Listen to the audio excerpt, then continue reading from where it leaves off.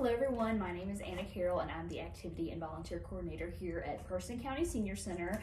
Today's video is going to be a super fun and easy craft that's great for the summertime, particularly for July, because we're going to be doing patriotic rock painting, and with that obviously just involves doing different things that revolve around, like the 4th of July.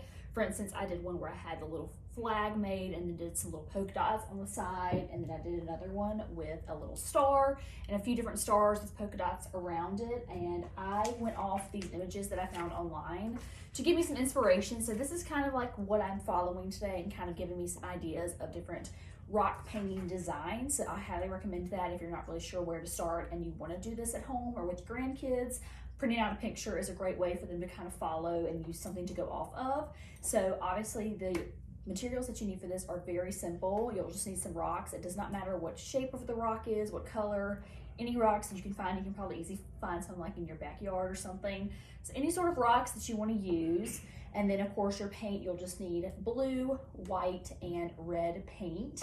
And I just put them all here in this little palette. And then you'll need paint brushes, especially if you're going to do little intricate small designs. I recommend finding paint brushes that are very thin, so they'll be easy to do the design on the rock with. But of course, whatever paintbrush size that you want to use.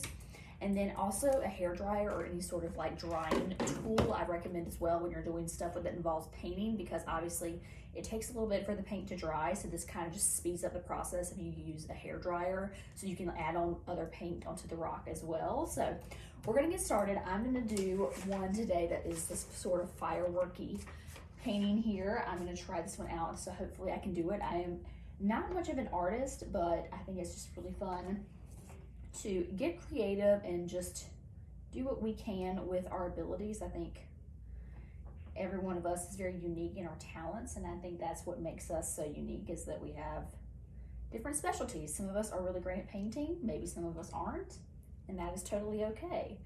I'm gonna start with the white first. This one will be easy because I'm not painting over something, whereas I have the other ones. I don't think I'll need the hair dryer for this one because I am just gonna be doing it on the base of the rock. I'm not going to paint a different color as the base. The rock itself will just be the base of the rock.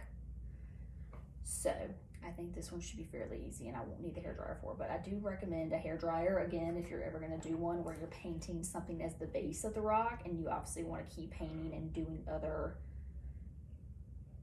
things. So I'm just going through this white one first, and then I'm going to go in next with the red. This is why I like having a picture beside of me, so I can kind of use that as a reference. Some people are really great at just coming up with things on their own. I, however, like to have some sort of direction with where I'm going, just so I know, have some sort of vision in mind, I guess, of what I want to do. Some of that done. Add another polka dots up here as well. Again, this is a very simple, easy craft. Most of this you probably already have at home. Like I said, the rocks you can easily find in your backyard. So it is very cost effective. It is nothing that takes too long either. Really, the only part of it that takes the longest is waiting for it to dry. But itself, like I said, this is kind of up to your own creative freedom of how you want to make it and how you want it to be done. So it really is all up to you.